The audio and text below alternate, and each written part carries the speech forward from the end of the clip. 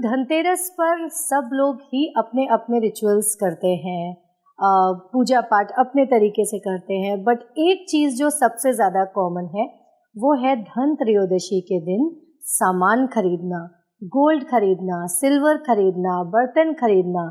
इन सब की अपनी इम्पोर्टेंस है। उस दिन सभी लोग चाहे जो भी वो सेलिब्रेट करते हो, ट्रेडिशनली अपना जो भी करते हो, बट सामान खरीदना सभी के ट्रेडिशन में आता है। ऐसी मान्यता है कि आज के दिन जो भी सामान हम अपने घर में लाते हैं वो हमेशा सदियों सदियों तक हमारे घर में स्थिर रहता है, स्थिर लक्ष्मी के रूप में रहता है। सो धनतेरस का त्यौहार तो हम सभी मनाते हैं, बट आज मैं आपको बताती हूँ कि धनतेरस के एक दिन पहले, जो शायद बहुत कम लोगों को पता होगा, गौवत्स द्वादशी होती है। उस दिन जो है वो बहुत इम्पोर्टेंस होती है गाय और बछड़े की पूजा करने की। गौवत्स द्वादशी स्कंद पुराण में इसका बहुत अच्छा उल्लेख किया गया है, क्योंकि गाय में जो है हमारे सारे देवी देवताओं का वास होता है और हम उसे बहुत ही पायस मानते हैं, पवित्र मानते हैं। तो कभी भी किसी भी जन्म में अगर जाने अनजाने हमारे हाथों से गौ हत्या हुई हो या गाय के लिए कोई गलत वो हुआ, हमने उसके साथ कोई गलत व्यवहार किया हो, जो भी चीज़ें हैं, अगर पाप कर्म गाय के साथ किए हैं, तो ये जो गौवत्स द्वादशी होती है, इस दिन गाय और बछड़े की पूजा करने से ये सारे जो पाप होते हैं ये सब खत्म हो जाते हैं, नष्ट हो जाते हैं। सो धनतेरस के एक दिन पहले गौवत्स द्वादशी को चंदन से, केसर से गाय को और उसके बछड़े को अगर मिल जाए तो बहुत ही अच्छा है। तिलक करना चाहिए, उसको फूलों का हार पहनाना चाहिए, फूल चढ़ाना चाहिए और अपनी इच्छा अनुसार आप उसको गुड़ खिलाओ, केला खिलाओ, शहद खिलाओ, जो भी मिठाइयाँ खिलाओ, आपको जो भी खिलाना है खिलाओ। और शाम के टाइम जो है 12 दीपक जलाने चाहिए।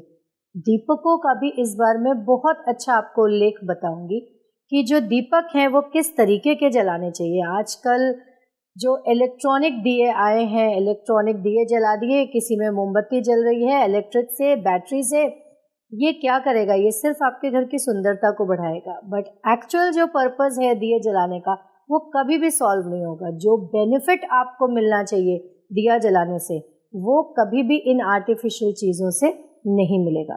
इस दिवाली एटलीस्ट अपने घरों में दियों का प्रयोग करें, घी के, तिल के, जो तिल का तेल होता है, तिल के तेल के दिए जलाइए। सरसों के जो अगर किसी के घर में है रिचुअल्स तो वो भी जला सकते हैं। घी के दिए जलाइए सारे। तो जो गौवत्स द्वादशी है उस दिन 12 दिए जलाने चाहिए। फिर बात करते हैं धन त्रयोदशी की। धन त्रयोदशी को सुबह सबसे पहले जो काम करना चाहिए वो अपने घर के आगे चावलों को आप रात को भिगो लीजिए, सुबह उसको पीस कर उसमें थोड़ी हल्दी मिलाइए और उस चावल और हल्दी से अपने घर के आगे रंगोली बनाइए। ये होता है लक्ष्मी के आगमन का सूचक। सो जो भी हम सामान लाते हैं, जो हम बर्तन लाते हैं धनतेरस के दिन, वो कभी भी बाहर से खाली नहीं लाने चाहिए। अगर आप कोई पॉट खरीद रहे हैं या कोई बड़े डब्बे खरीद रहे हैं तो आप कोशिश करो कि उसके अंदर कोई फ्रूट्स डाल के लाओ, थोड़ी मिठाई डाल करके लाओ, लेकिन खाली डब्बे कभी भी धनतेरस के दिन अपने घरों में नहीं लाने चाहिए। शाम को इन सब चीज़ों की पूजा करनी चाहिए। 13 घी के दीपक जलाने चाहिए, क्योंकि त्रयोदशी है तो जैसे गौवत्स द्वादशी को हम 12 दिए जलाएंगे, त्रयोदशी के दिन हम 13 दिए जलाएंगे। इन 13 दियों को जला के अगर आपके घर कुबेर की मूर्ति है या कुबेर यंत्र है, नहीं भी है तो आप नॉर्मल श्री लक्ष्मी की रख के फोटो या स्टैचू और वहाँ पे सारे बर्तन रख करके जो भी आप लाए हैं, गहने, कप, जो भी चीज़ें, उन सब के ऊपर आप स्वास्तिक बनाओ। उनके अंदर जो खील होती है, जिसको बंगाल में खोई भी बोलते हैं, जो जौ की जो आती है, वो चढ़ाइए, बताशे चढ़ाइए, वाइट मिठाइयाँ, क्योंकि कुबेर भगवान को वाइट चीज़ें बहुत ही प्रिय हैं, तो वाइट मिठाइयाँ, वाइट फूल, ये सारी चीज़ें, वाइट चंदन, इन सब से पूजा करिए और उनसे ब्लेसिंग्स मांगिए। जो चीज़ें हमको नहीं खरीदनी है वो है ऑयल। बहुत लोग क्या करते हैं कि पूजा के लिए जो भी सामान खरीदना है वो धनतेरस के दिन ही खरीदते हैं, लेकिन ऑयल आप पहले खरीद के रख लीजिए। ऑयल जो है वो धनतेरस के दिन नहीं खरीदना है, घी आप खरीद सकते हैं। और जो एक बहुत इम्पॉर्टेंट चीज़ है जो हमें धनतेरस के दिन खरीदनी चाहिए वो है एक झाड़ू। झाड़ू में हमारे शास्त्रों में कहा गया है कि झाड़ू में माँ लक्ष्मी का वास होता है।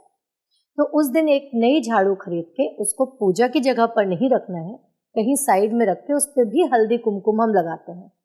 अगर आपने कभी अपने घरों में बड़े बुजुर्गों को सुना होगा तो कहते हैं कि झाड़ू को नांगना नहीं चाहिए, झाड़ू के ऊपर पैर रख के नहीं जाना चाहिए। तो उसका रीज़न यही है कि झाड़ू में लक्ष्मी का वास होता है। धनतेरस के दिन जो हम नई झाड़ू खरीदेंगे उसको हम यूज़ नहीं करेंगे, यूज़ हम दिवाली के नेक्स्ट डे से करेंगे।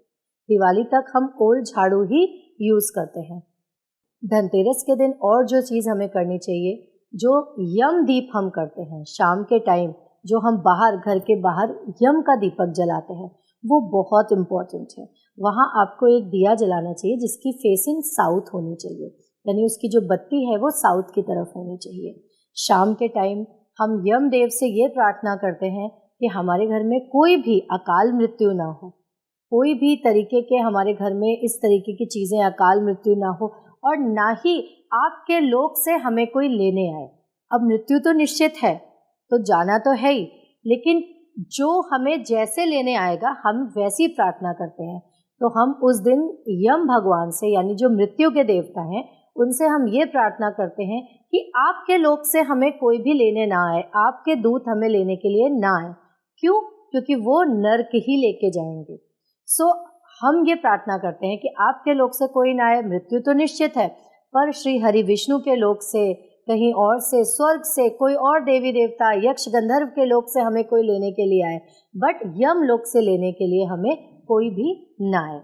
इस तरीके से हम प्रार्थना करते हैं और यम दीपदान करते हैं, जो बहुत ही प्रचलित है। आई थिंक हर कल्चर में ये होता है कि त्रयोदशी के दिन रात को हम साउथ की तरफ फेस करके यम दीपदान करते हैं। माँ लक्ष्मी का आना स्थिरता का प्रतीक भी होना चाहिए। माँ लक्ष्मी आई और गई, ऐसा नहीं होना चाहिए। सो स्थिर लक्ष्मी के वास के लिए ये सारी चीज़ों का आपको बहुत अच्छे से ध्यान रखना चाहिए। ऑयल के, घी के दियों का, फूलों का प्रयोग, जितनी भी नेचुरल चीज़ें हैं उनका प्रयोग करना चाहिए। चांदी के बर्तनों का इस्तेमाल करो। अगर आपके घर में छोटे बच्चे हैं जिनको चिड़चिड़ापन है, आपको लगता है बहुत ज़्यादा डिप्रेशन में है, हमेशा चिड़चिड़ करते हैं, तो आप इस धनतेरस को चांदी के बर्तन खरीदो, चांदी की चम्मच खरीदो, चांदी का ग्लास खरीदो, जैसा भी है। बहुत सारे लोग हैं जो पूरा पूरा चांदी का डिनर सेट भी यूज़ करते हैं।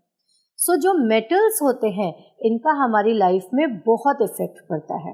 हाँ, लोहा जो है, लोहे जैसे तवा है, अगर आप कास्ट आयरन यूज़ कर रहे हो, ये हमारी लाइफ में वास्टनेस को, स्पेस एलिमेंट को बढ़ाता है।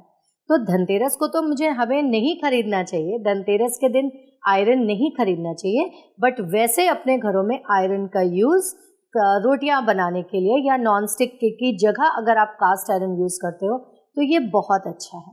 अगर आप मेटल्स का यूज़ अपने लाइफ में करोगे तो आप देखो धीरे धीरे धीरे आपकी लाइफ में कैसे चेंजेस आते हैं। सिंपल, अगर फ्रिज के प्लास्टिक के बॉटल्स भी आप चेंज करते हो, आप अपनी लाइफ में चेंजेस देखोगे, अपने बच्चों के बिहेवियर में चेंजेस देखोगे, अपने माइंडसेट में चेंजेस देखोगे, अपनी स्लीप जो डिसऑर्डर्स है उसमें चेंजेस देखोगे। सो धनतेरस से अच्छा टाइम नहीं होगा इस तरीके के बर्तन खरीदने के लिए। सो इस धनतेरस अच्छे से अच्छे मेटल के बर्तन खरीदने की कोशिश करें और अपनी लाइफ में स्टेबिलिटी लाएं।